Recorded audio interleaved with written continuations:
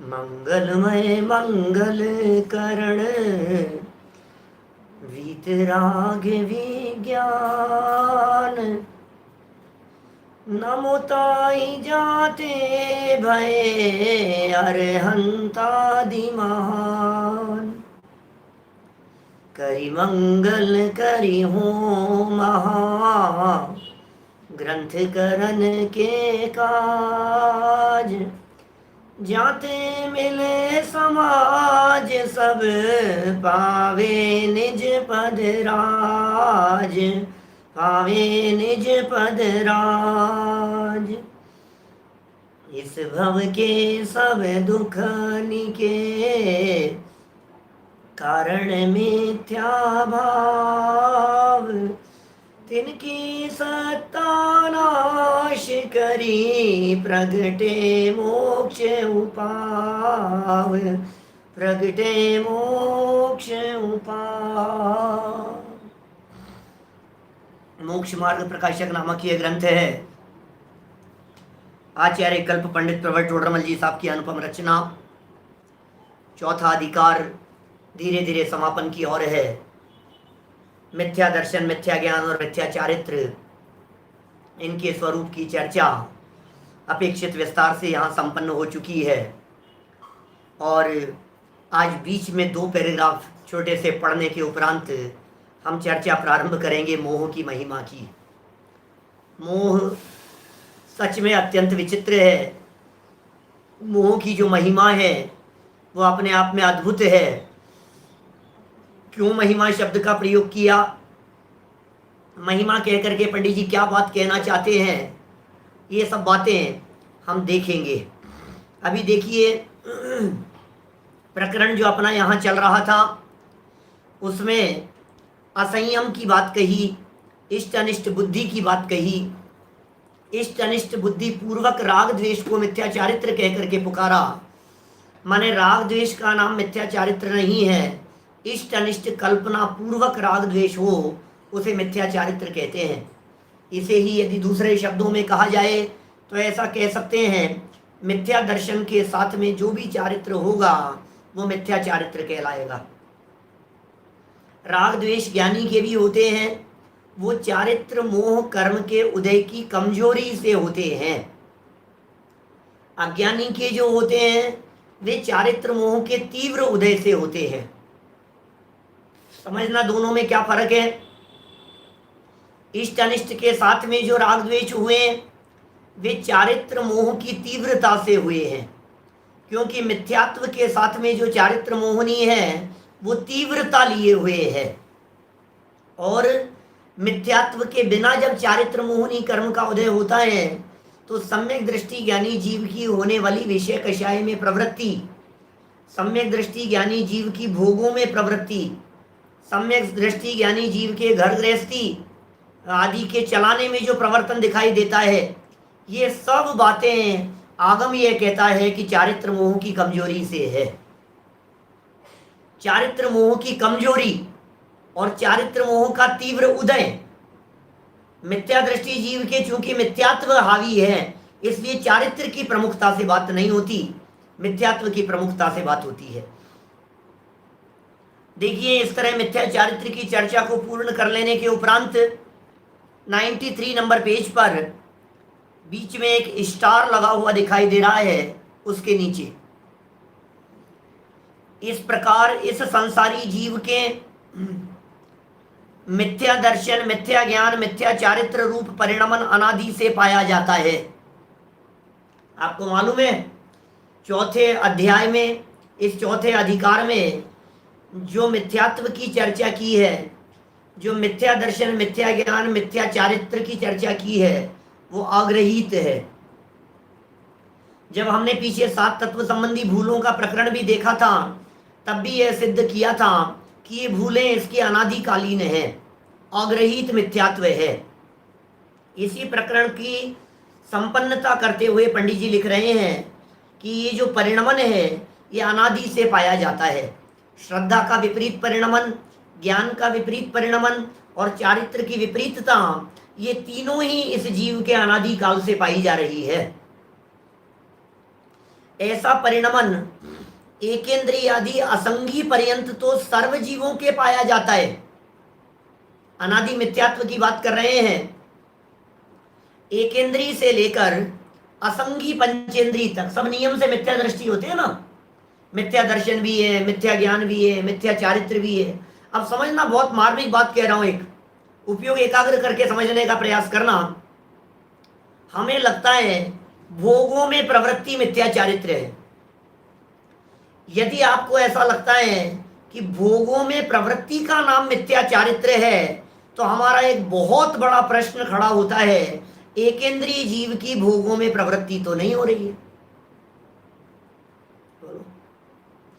दो इंद्रिय चार इंद्रिय जीवों की भोगों में प्रवृत्ति तो नहीं हो रही है, उनके मिथ्या चारित्र कैसे होगा? इसका मतलब मिथ्या चारित्र का संबंध बाह्य प्रवृत्ति मात्र से न होकर अंतरंग के विभाव रूप परिणमन से है। बाहरी प्रवृत्ति मात्र से संबंध नहीं है।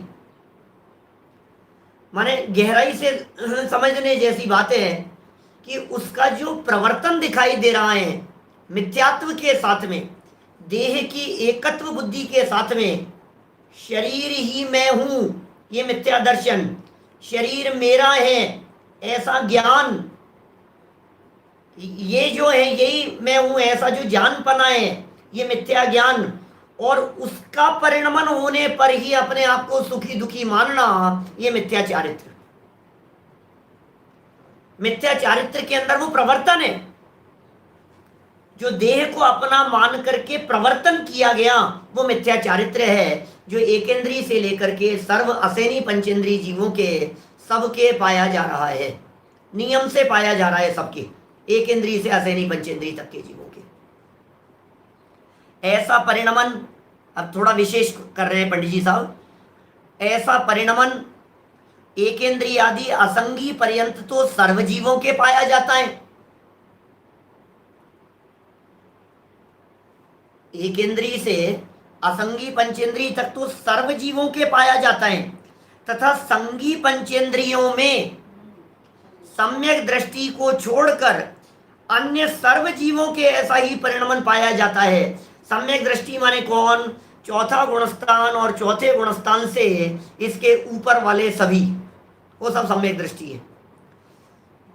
जब यहां ये कहा गया सम्यक दृष्टि को छोड़कर, तो इसका अर्थ है मुनिराजों को छोड़कर, पंचम गुणस्थान वर्तियों को छोड़कर, चौथे वालों को छोड़कर, चक्रवर्ती आदि को छोड़कर, जो रामचंद्र जी, भरत बाहुबली, चक्रवर्ती, कामदेव ऐसे जो लोग दिखाई दे रहे हैं उनको छोड़कर, क्योंकि उन सबके सम्यक्त्व के उल्लेख हमारे आगम में मिलते हैं, वे सब सम्यक दृष्टि हैं, तो उनको छोड़कर बाकी सर्व जीवों में ऐसा ही परिणमन पाया जाता है। कैसा परिणमन पाया जाता है? जिसकी चर्चा पीछे की गई है, मिथ्या दर्शन रूप, मिथ्या ज्ञान रूप और मिथ्या चारित्र रूप, ऐसा परिणमन पाया जाता है। परिणमन में जैसा जहां संभव हो वैसा वहां जानना। भाई परिणमन में जहां जैसा संभव हो वहां वैसा जान लेना चाहिए कि साहब कहां कैसा संभव हो। तो टोडरमल जी समझा रहे हैं, जैसे एकेंद्रीय आदिकों को, एक इंद्रिय, दो इंद्रिय, तीन इंद्रिय, चार इंद्रिय, असेनी पंचेंद्रिय और कदाचित सैनी पंचेंद्रिय, एकेंद्रीय आदिकों को इंद्रियादिक की हीनता अधिकता पाई जाती है। एकेंद्रीय आदिक में हीनता अधिकता पाई जाती है। क्या क्या मतलब? जैसे एक इंद्रिय के ज्ञान की हीनता है, दो इंद्रिय की अधिकता है, तीन इंद्रिय की और अधिकता है, तीन इंद्रिय की तुलना में दो इंद्रिय के ज्ञान की हीनता है। ऐसा लगाना, ज्ञान में हीनाधिकता पाई जाती है। माने एक इंद्रिय से दो इंद्रिय, दो इंद्रिय से तीन इंद्रिय, चार इंद्रिय, उत्तर उत्तर ज्ञान का क्षयोपशम बढ़ता हुआ दिखाई देगा। तो ज्ञान का क्षयोपशम बढ़ता हुआ नजर आ रहा है सबके, और उत्तर उत्तर कम भी होता चला जा रहा है। सैनी पंचेंद्रिय से नीचे उतरेंगे तो ज्ञान कम है, ऊपर जाएंगे तो ज्ञान ज्यादा है। देखो ये 100% नियम समझना 3 इंद्री से 4 इंद्री का क्षयोपशम ज्यादा ही होता है। ऐसा मत समझ लेना कहीं गलती से कि हमारे घ्राणेंद्री से ज्यादा घ्राणेंद्री तो चींटियों के दिखाई देती है। हमें पता नहीं है कौन से डब्बे में क्या है, कौन से टिफिन में क्या रखा हुआ है, लेकिन चींटियों को घ्राणेंद्री की सामर्थ्य है, दिखता नहीं है, बुद्धि ज्ञान नहीं, मतलब मन नहीं है उनके पास में। चींटियों के पास में मन नहीं है, चक्षु इंद्रिय नहीं है, कर्णेंद्रिय नहीं है कि उसने बात सुन ली हो कि तीसरे नंबर के डब्बे के अंदर मिठाई रखी है और फिर भी चले जाती है उसमें। तो हम क्या कहते हैं, चींटियों के घ्राणेंद्रिय की सामर्थ्य ज्यादा है। अब चींटियों के घ्राणेंद्रिय की सामर्थ्य ज्यादा है, एक तो ये कथन कर दिया, वह हमारे कम दिखती है। भाई सुनो, चींटियों का मैक्सिमम क्षयोपशम किसी चींटी का, उसकी तुलना में चारेंद्रीय जीव का मिनिमम क्षयोपशम भी ज्यादा होता है। चारेंद्रीय जीव का मैक्सिमम क्षयोपशम उससे पंचेंद्रीय जीव का मिनिमम क्षयोपशम भी ज्यादा होता है। ख्याल में आ रही है बात? ऐसा लगाना यहां। तो ये कह रहे हैं हीनाधिकता पाई जाती है, इसलिए जहां जैसा संभव हो वहां वैसा लगाना। और धन पुत्रादिक का संबंध मनुष्यादिकों के ही पाया जाता है। धन का संबंध है, पुत्र का संबंध है, परिवार वालों के साथ में विशेष प्रकार का संबंध देखा जा रहा है, तो कह रहे हैं मनुष्यों के ही पाया जाता है। इन्हीं के निमित्त से मिथ्या दर्शनादि का वर्णन किया, उनमें जैसा विशेष संभव हो वैसा जान लेना। एक इंद्रियों के शरीर की तन्मयता की अपेक्षा से मनुष्य आदि के अंदर पुत्रादिक के साथ में या धनादिक के साथ में, गाय आदि में शरीर और बछड़े आदि के साथ में, तो जैसा जिसका संभव हो लगाता रहना विस्तार से। टोडरमल जी जब भी ऐसा लिखते हैं ना, उसमें जैसा विशेष संभव हो वैसा जानना और लगा लेना, अपनी बुद्धि अनुसार जान लेना। जब जब ऐसा कहते हैं इसका मतलब पंडित जी द्वारा कही गई उस लाइन में इतनी गहराई है कि हमें अपनी लाइफ में उसको अप्लाई करना पड़ेगा जगह जगह। चलिए आगे बढ़ता हूं, मुझे तो मोह की महिमा तक पहुंचना है थोड़ा। तथा एकेंद्रिय आदि जीव इंद्रिय, अब ये विशेष भी बतला रहे हैं, खुद ही बतला रहे हैं टोडरमल जी साहब। तथा एकेंद्रिय आदि जीव इंद्रिय शरीर आदि का नाम नहीं जानते। बोलो, पृथ्वी का एक जीव है, शरीर का नाम नहीं जान रहा। जल का एक जीव है, शरीर में तन्मयता तो है, लेकिन वो ये नहीं जानते कि इसे शरीर कहते हैं। समझ में आ रही है बात? कॉकरोच है, उस कॉकरोच को जो प्राप्त है उसमें तन्मयता तो है, लेकिन इसका नाम शरीर है ये वो नहीं जानता। तो सब जगह पर इसी तरह से लगाना। एकेंद्रीय से लेकर असेनी पंचेंद्रीय तक के जीवों में जिनमें मन नहीं है, जिनमें समझ नहीं है, जिनमें हिताहित की बुद्धि नहीं है, उन सर्व जीवों के बारे में कह रहे हैं टोडरमल जी, शरीर आदिक का नाम नहीं जानते,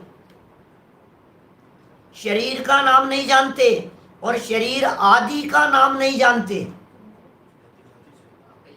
गति जाति शरीर अंगोपांग निर्माण बंधन कोई नाम नहीं जान रहे हैं, 7 तत्वों के नाम नहीं जानते, आदि में सब लगा लेना। अजीव तत्व का नाम नहीं जान रहा है, लेकिन अजीव तत्व संबंधी भूल है। आश्रव बंधादिक का नाम नहीं जानता है, लेकिन आश्रव बंधादिक के संबंध में भूल है उसको। बोलो, तो क्या कह रहे हैं यहां? परंतु उस नाम के अर्थ रूप जो भाव है उसमें पूर्वोक्त प्रकार से परिणमन पाया जाता है। क्या? तो पूर्वोक्त प्रकार से ऐसा परिणमन उसके अंदर पाया जाता है जैसा कहा गया है उसके अनुसार। भाव भाव जानते हैं, ये मैं हूं, ये भाव रूप परिणमन पाया जाता है। जैसे मैं स्पर्शन से स्पर्श करता हूं, स्पर्शन तो नहीं जानता है क्या? स्पर्शन से स्पर्श करता हूं, शरीर मेरा है ऐसा नाम नहीं जानता, तथापि उसके अर्थ रूप जो भाव है उस रूप परिणमित होता है। ये सब सारे जीवों की बात लागू हो जाएगी। जितने आपको जीव जगत में दिखाई देते हैं, अलग अलग विवक्षा से सबकी अपेक्षा से जान लेना, सब्जी में लट उत्पन्न हो गई, गेहूं में हो गई, चावलों में हो गई, दालों में हो गई। समझ लीजिए आप, आपने लौकी में तो नहीं कभी सुना है हमने इस तरह का, लेकिन इनमें हो सकती है ना, क्या बोलते हैं, मिर्च वगैरह में हो जाती है, ऐसी चीज़ों में दिखाई देती है। तो उस कलर उसमें लट हो गई। अब वो जो लट है, 2 इंद्रिय है, वो उस 2 इंद्रिय लट को अपनी प्राप्त शरीर में तन्मयता दिखाई देती है। वो ये नहीं जानती है लट की शरीर अलग होता है और मैं अलग हूं, ऐसा ज्ञान भी नहीं है। मानने का तो सवाल ही नहीं है, चूंकि मिथ्यात्व है और परिणमन भी। तो मिथ्या दर्शन, मिथ्या ज्ञान और मिथ्या चारित्र तीनों के होने की वजह से जो अवस्था है उसके भाव रूप परिणमन उनका पाया जाता है। ये तो बात हुई एक इंद्रिय आदि की। तथा मनुष्य आदि कितने ही नाम भी जानते और कितने नहीं भी जानते। आपके पड़ोस में कितने लोग हैं जो नाम नहीं जानते? मैं आपसे पूछता हूं, अमिताभ बच्चन से पूछो, बोलो अमिताभ बच्चन साहब आप जानते हो क्या 7 तत्वों के नाम? नहीं जानते। 7 तत्वों के नाम तो नहीं जानते, तो नहीं जानते 7 तत्वों के नाम। तो मनुष्य आदि और कितने ही जानते हैं कि कितने ही कौन जानते हैं कि आप लोगों से किसी से भी पूछ ले तो आप फटाफट बतला दोगे आप। तो कितने ही नाम भी जानते हैं और उनके भाव रूप परिणमन करते हैं इत्यादि विशेष संभव है, उन्हें जान लेना। टोडरमल जी ने कह दिया विशेष है, उसे विशेष जान लेना। इस तरह से ये चर्चा मानो मिथ्या दर्शन, मिथ्या ज्ञान, मिथ्या चारित्र की संपन्न होते होते टोडरमल जी को बीच में एक विकल्प आ गया, मोह की महिमा देखो क्या तेरे मन में समाई, तुझे अपनी ही महिमा ने आई, तुझे अपनी ही महिमा ने आई। मोह की महिमा, अरे साहब गजब बात कर।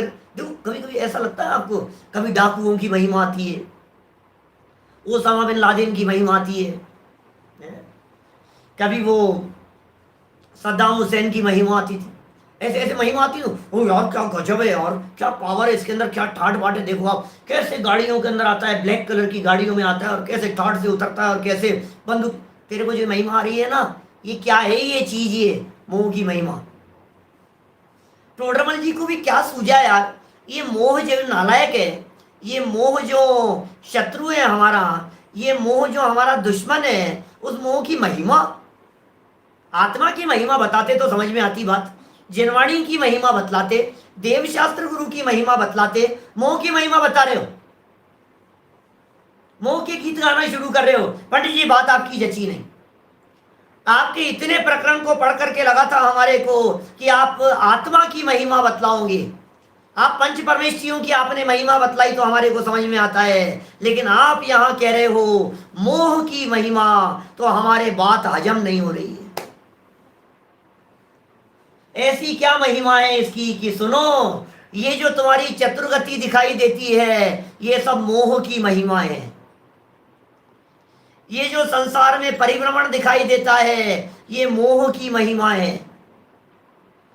ये जो मनुष्य तिर्यंच देव नारकी में जो परिभ्रमण दिखाई देता है ये सब मोह की महिमा है। अरे ये मोह की महिमा है जिसने तुम्हारे को दुनिया दिखाई है। बोलो उसकी महिमा आएगी कि नहीं आपको? कैसी महिमा की बात कर रहे हैं?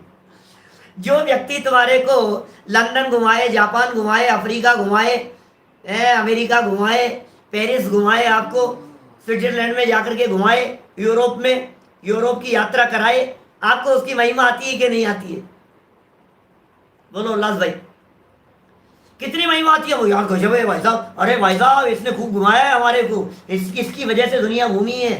सुन भाई, इसकी वजह से घूमी है कि इसकी वजह से घूमनी पड़ी है, इसकी वजह से भोगा है तूने या इसकी वजह से भुगतना पड़ा है? बात समझना क्या गहराई से कह रहे हैं। इसकी वजह से तुझे चतुर्गति के दुखों को भुगतना पड़ा है। इस मोह के साथ की वजह से दर दर की ठोकरें खानी पड़ी है, ये बात क्यों नहीं समझ में आती है? ये मोह का ऐसा रोल रहा जिस मोह की वजह से मुझे दर दर की ठोकरें खाना पड़ा।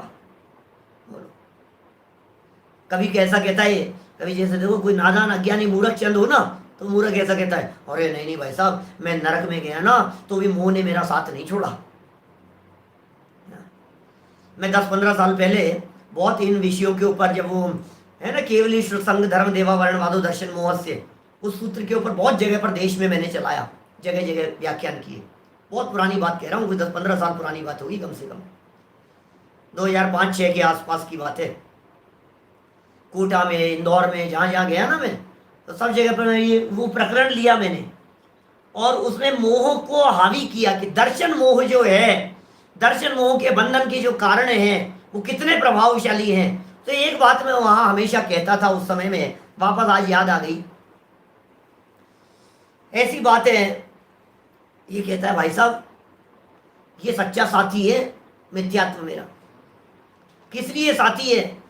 कि जब प्रतिकूलताएं आती हैं तो पत्नी छोड़ करके चले जाती है, जब परिस्थितियां प्रतिकूल बनती है तो पुत्र साथ छोड़ देते हैं, जब पाप कर्म का उदय तीव्र आता है तो मित्र छोड़ करके चले जाते हैं। लेकिन पंडित जी आपको क्या बताऊं, ये मिथ्यात्व ऐसा है जिसने, मैं नरक में चला गया तब भी बेचारे ने मेरा साथ नहीं छोड़ा।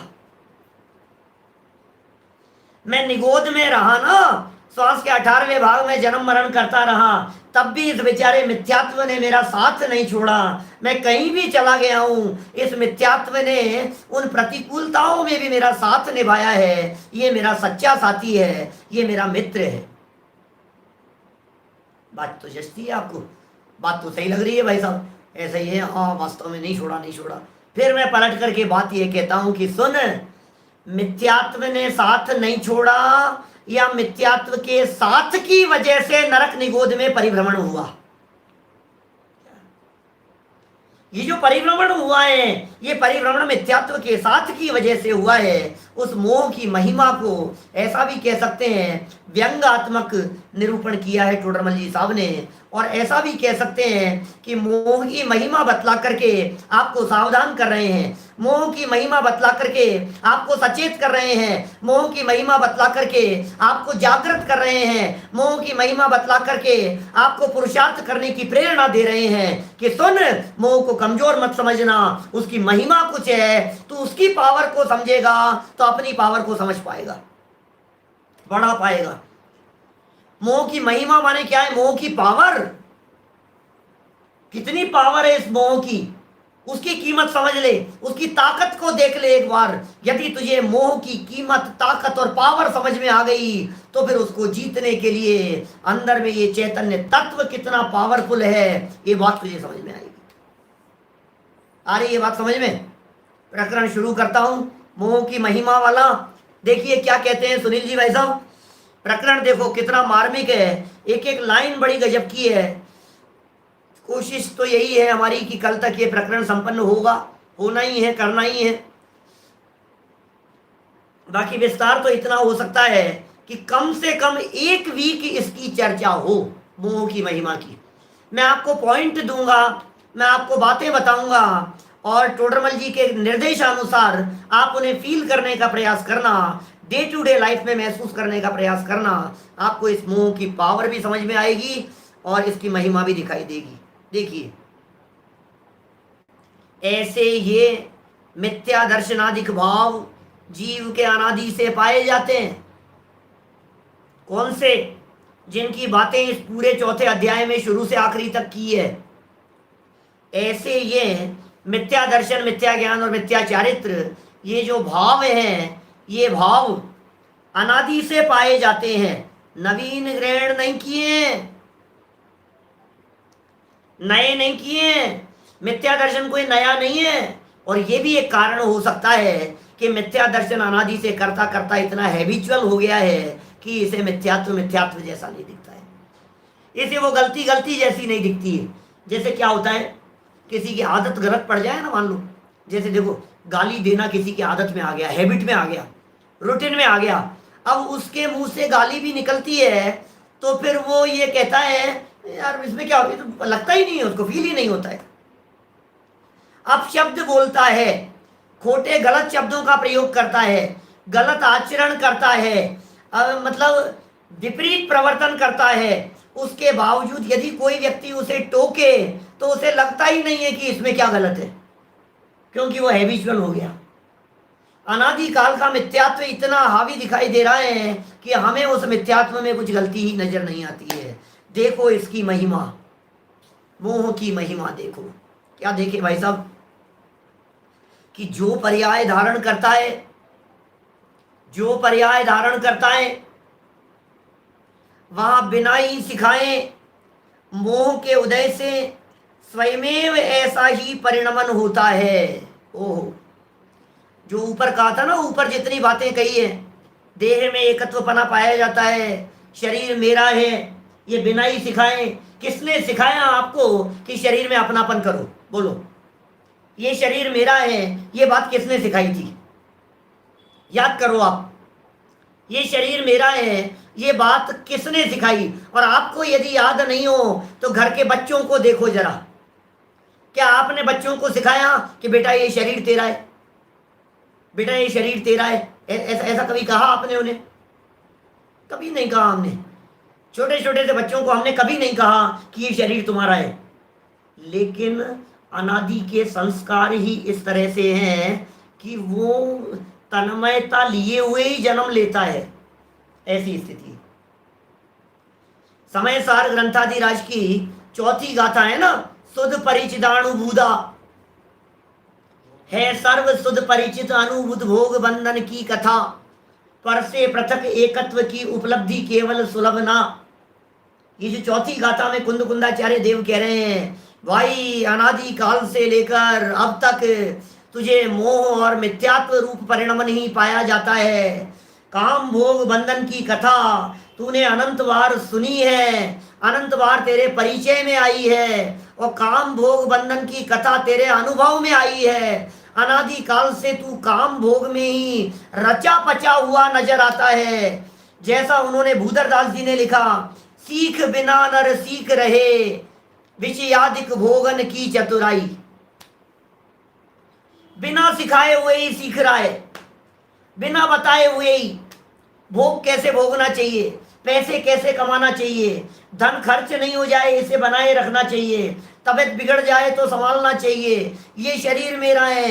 ये किसने सिखाई है ये सब बातें? बोलो बोलो वज्रसेन जी साहब, किसने सिखाया हमारे को ये सब?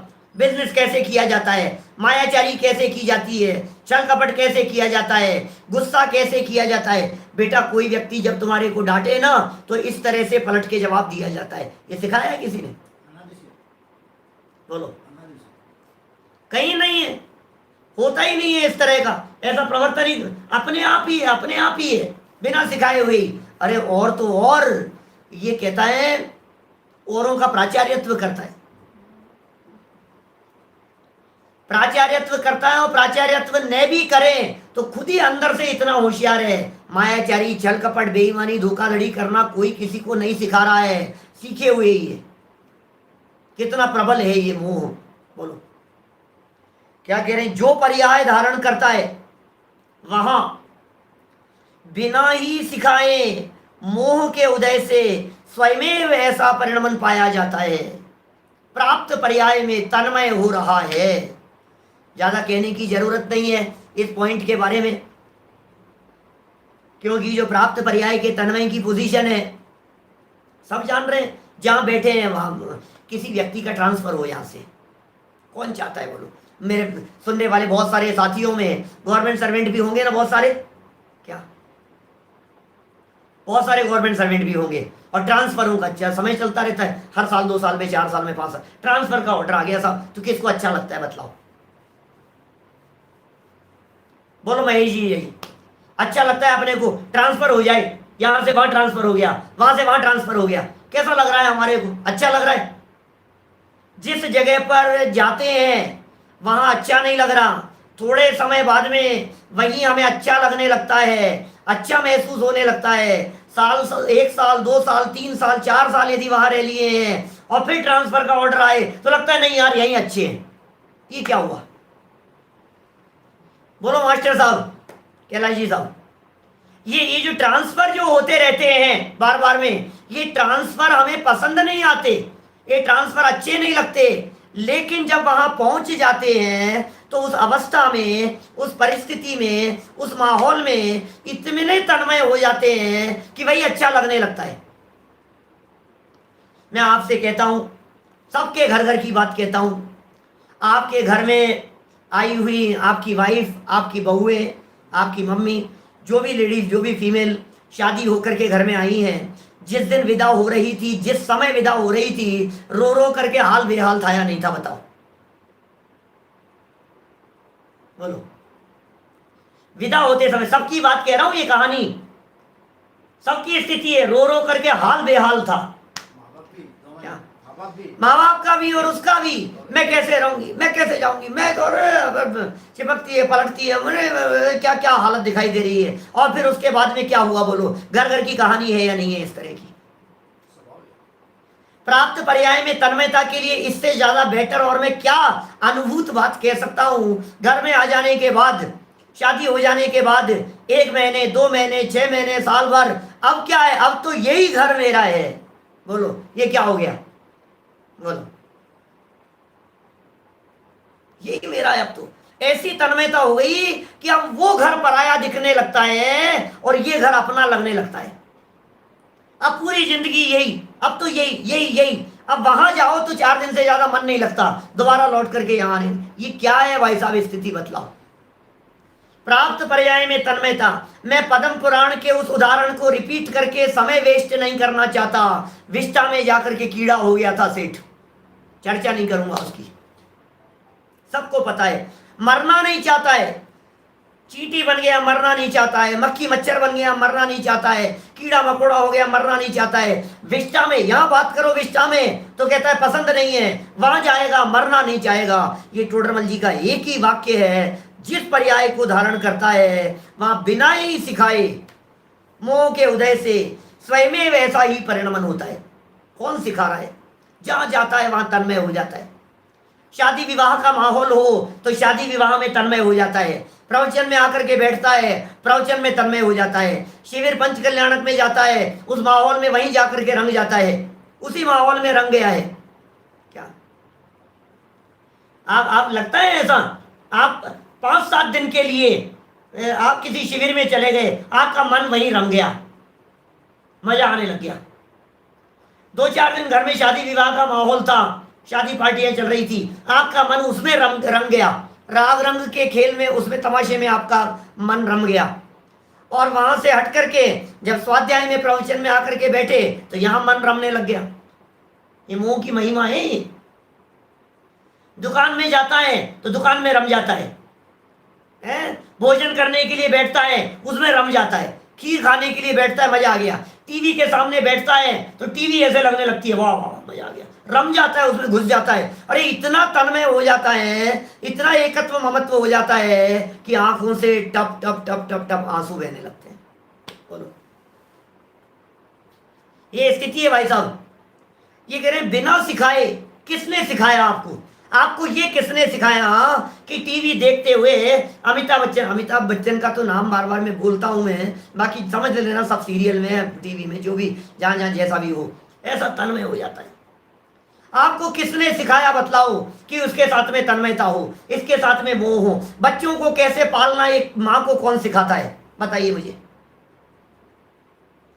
एक बालक का जन्म हुआ माँ का, पहले कभी माँ नहीं बनी है, पहली बार माँ बनी है, उसे किसने सिखाया कि इस बच्चे को ऐसे पाला जाता है, इस बच्चे को ऐसे सिखाया जाता है? इसके भी कोई ट्रेनिंग सेंटर चलते हैं क्या? क्रिकेट मैच में तन्मय हो जाता है। जितनी बातें कहो यार, दुनिया भर की बातें हैं, अनगिनती बातें हैं, जितनी लगानी हो लगाओ।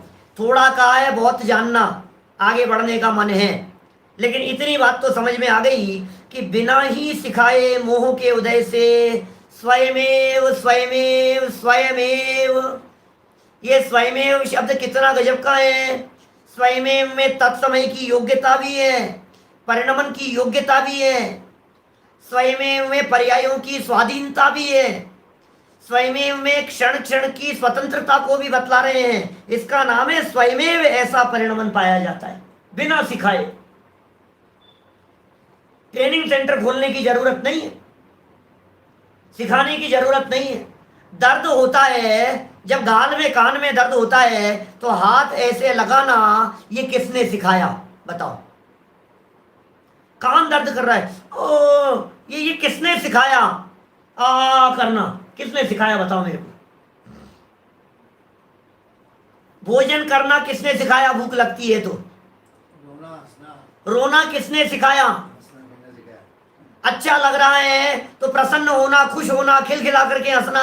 6-8 महीने का बच्चा है हंसता है, किसने सिखाया उसे हंसना? किसने सिखाया उसे डरना? बतलाओ मुझे। आप उसे डराओ तो घबरा जाता है वो भी। किसने सिखाया? ये सब बिना सिखाए ही मोह के उदय से स्वयं परिणमन होता है, बिना सिखाए। तथा अब सुनो, अब गजब की बात। अब मोह की असली महिमा तो अब बतला रहे हैं टोडरमल जी साहब, ध्यान देना क्या कहना चाह रहे हैं। तथा मनुष्यादिक को, हम जैसे लोगों को सत्य विचार होने के कारण मिलने पर भी, ओहो क्या कह रहे हैं भाई साहब, दिल दहलता है भाई साहब। मौका मिल गया है, सदगुरु मिल गए हैं, श्री गुरु का उपदेश मिल गया है, जिनवाणी माँ मिल गई है, वीतरागी तत्व ज्ञान मिल गया है, गुरुदेव जैसे महापुरुष का योग मिल गया है। क्या आत्मा की प्रतिष्ठा परमात्मा के रूप में करने वाले ऐसे गुरु हमारे को मिल गए हैं, जो तुम्हें परमात्मा कह करके पुकारते हैं। ओहो क्या कह रहे हैं, कारण मिलने पर भी। सोचो तो सही क्या कह रहे हैं यहाँ। मनुष्य आदिक को जितने मनुष्य हैं, और समझ लो कदाचित देवगति के जीवों को, आदि में क्या लगाना, मनुष्य है, सैनी पंचेंद्री जीव है, देवगति के जीव हैं, तीर्थंकर परमात्मा की दिव्य ध्वनि देवगति के जीवों को मिल गई। हम आप जैसे लोगों को बाहरी वातावरण इस तरह का मिल गया, मिलने पर भी सम्यक परिणमन नहीं होता। ओहो क्या करूं क्या करूं बोलो। सर्वनिमित्त मिले हैं, टोडरमल जी का वाक्य। ऐसा अवसर आ गया है तेरे पास में, सारे निमित्त आकर के मिल गए हैं, अब क्या बाकी रह गया है बोलो? किस बात की कमी है? समझने समझाने वाले ये जिनवाणी टोडरमल जी जैसे नहीं मिल गए हमारे को महाभाग्य से बोलो। कुंद कुंदाचार्य देव जैसे नहीं मिल गए हमारे को हमारे महाभाग्य से। अमृत चंद्राचार्य जैसे टीकाकार नहीं मिल गए हमारे को। फिर आगे उत्तर बढ़ते चले जाओ आप तो बनारसी दास जी मिल गए हमारे को, पांडे राजमल जी मिल गए हमारे को, जयचंद जी छावड़ा, टोडरमल जी साहब हैं, श्रीमद जी जैसों की अद्भुत रचनाएं मिल गई हमारे को, गुरुदेव श्री का ये योग मिल गया वाणी का, फिर दादा जैसे व्यक्तित्व मिल गए हमारे को। एक एक बातों को खोल खोल करके, दादा जैसे, युगल जी बाबू जी जैसे, लालचंद भाई जैसे, समझ लो आप एक एक की कहाँ तक हम बात बतलाएं। ये सब महापुरुषों का, ये सब बड़े बड़े लोगों का जिन्होंने जीवन जिया है, बड़े दादा जैसे, माने जीवन जिया है उस रूप में उन्होंने और आत्मसात किया है उसे। ऐसे सब लोगों का, उनकी लेखनी, उनका प्रतिपादन, उनकी वाणी, उनके द्वारा सिखाया जाना, उनके द्वारा समझाया जाना, उनके प्रवचन, उनके व्याख्यान, उनका लेखन, ऐसी कविताएं, ऐसी पूजाएं। आज हम कौन से युग में आ गए हैं भाई साहब, आप कल्पना कर सकते हैं? आज हम जब पूजा करते हैं तो सारा अध्यात्म भरा हुआ है उसमें। एक ऐसा योग मिल गया है हमारे को, बोलिए। राजमल जी पवैया जैसे विधान उठा करके देखो आप, विधान सम्राट कहलाते हैं। दिशा बदल गई विधानों की, और फिर उसके बाद में तो परंपरा में पूरी लाइन लग गई है इस तरह की लिखने वालों की। बोलो, दादा ने विधान लिख दिए, पंडित अभय कुमार जी भाई साहब के, हमारे अभय जी भाई साहब के कितने विधान हैं। देखो आप, राजन जी जबलपुर वालों की पूजाएं हैं, बड़े पंडित जी साहब की मिलती है, कितनी पूजाएं मिलती है, उनकी स्तुतियां मिलती है, भक्तियां मिलती है। देखो तो सही आप क्या काम हो गया है। और फिर हमारे युवा साथी कोई कम थोड़ी ना, एक से एक रचनाएं लिखने वाले, चाहे हमारे संजीव जी दिल्ली वाले हों, उस्मानपुरा वाले हों, चाहे समझ लीजिए सुनील जी जैनापुरे हों, चाहे हमारे संजय जी जेवर हों, चाहे हमारे विराग जी शास्त्री हों, चाहे हमारे गणतंत्र जी हों। ये सब नई नई जो रचनाएं लिख रहे हैं आज के समय में, जबरदस्त रचनाएं, क्या काव्य शैली है उनकी, क्या प्रतिभा है। मैं देखता हूँ गजब है भाई साहब। क्या काम हो गया है, पूरा युग बदल गया है। हमारे शास्त्रीय विद्वानों को देखो आप, वर्तमान में जो पढ़ रहे हैं, एक एक करके ऐसी ऐसी रचनाएं लिखते हैं, ऐसी ऐसी रचनाएं लिखते हैं। ऐसे कवि, बड़े बड़े कवियों को पीछे छोड़ दे, ऐसे धुरंधर दिखाई देते हैं हमारे संयम जैसे। बोलो, गोड़ाचंद जी का और संयम क्या गजब लिखता है। बोलो, एक से एक बातें। ये क्या हो गया, ये कैसा जमाना आ गया है, ये कैसा युग आ गया है, ये कैसा समय आ गया है, ये कैसा प्रसंग आ गया है। लेकिन टोडरमल जी कह रहे हैं, सत्य विचार होने के कारण मिलने पर भी, हो क्या कहें भाई साहब, क्या कहें बोलो। सत्य विचार होने के कारण मिलने पर भी सम्यक परिणमन नहीं होता। ओहो, क्या कह रहे भाई साहब, ओह, सम्यक परिणमन नहीं हो रहा है, क्या करें। पढ़ लिया, सुन लिया, ऊपर ऊपर से चले गई। सच में ऐसा लगता है हमारे को, ये समय बीता जा रहा है, कब काम होगा बतलाइए भाई साहब। फील होता है कि आपको कभी ऐसा अंदर से आपको ऐसा लगता है क्या? महसूस कीजिए आप जरा इन बातों को। जो चीजें हमारे को महाभाग्य से मिल गई और फिर भी तुम काम नहीं कर रहे हो और जगत में इधर उधर द्वंद्व फंद में उलझे हुए हो, ये सारी मोह की महिमा नहीं है तो और क्या है, क्या बताएं। ऐसी ऐसी महिमा दिखाई दे रही है, उलझा है मोह में, फंसा हुआ है मोह में, हावी हो रहा है मोह।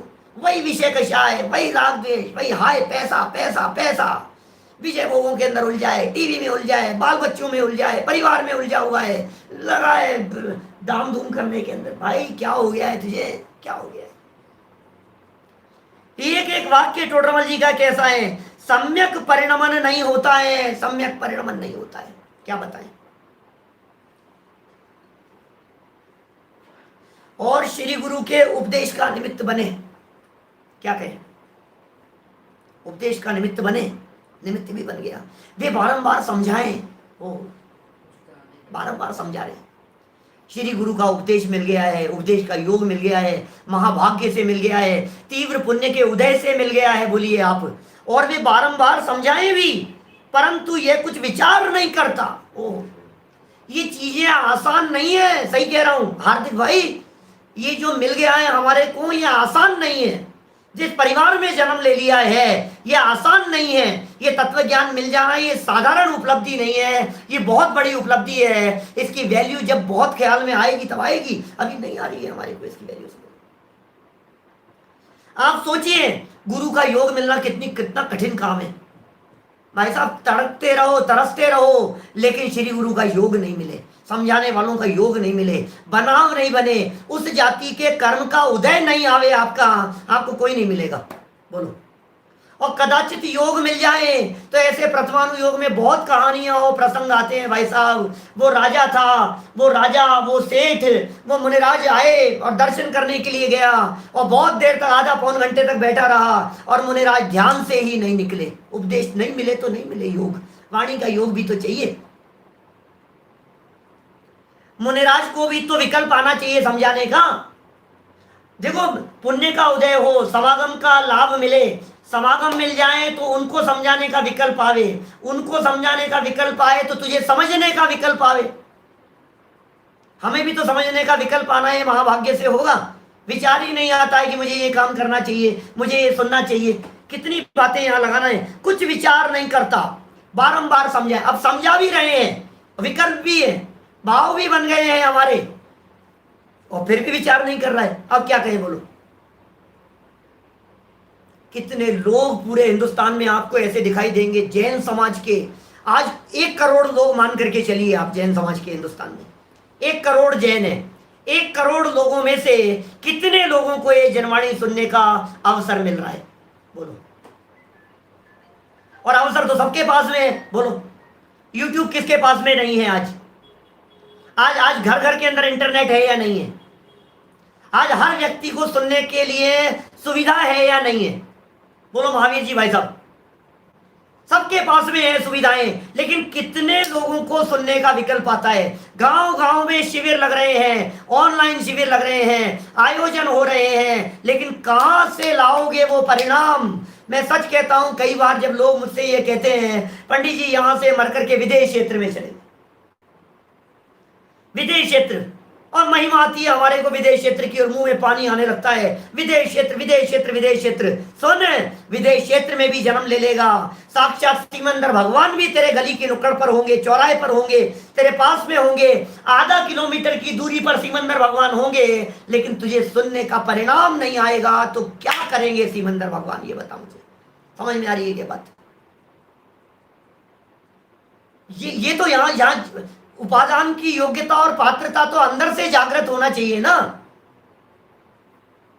मोह इतना हावी है, काम नहीं होने देता है। मुझे मालूम है, जब सामने बैठे हुए हैं हम आप लोग, जब सामने बैठ करके चर्चा कर रहे हैं, थोड़ा सा मोह कमजोर पड़ता है, आपको मालूम है, कमजोर पड़ता है, थोड़ा घबराता भी है, लेकिन वो इतना पावरफुल है, वो दरवाजे पर बैठा रहता है। क्या मोह की सेना के जो दूसरे सदस्य हैं, वे दूसरे सदस्य मोह से ये बात कहते हैं, भैया अब तो लगता है ये जिनवाणी सुन रहा है, ये आत्मा की चर्चा सुन रहा है, अब तो हमें घर खाली करके भागना पड़ेगा। तो मोह जो है ना, वो अपनी सेना के सदस्यों को कहता है चिंता मत कर, ये चिकना घड़ा है, कितनी भी तत्व ज्ञान की चर्चाएं सुने, ये यहां से उठेगा और वापस अपन इसको दबोच लेंगे, और ये पैसे में, परिवार में, संपत्ति में, धन में और सब लोगों के बीच में ऐसा उलझ जाएगा, ऐसा जाल डालेंगे कि ये हमारे चंगुल से निकल नहीं पाएगा। ये है मोह की महिमा, ये है मोह की पावर।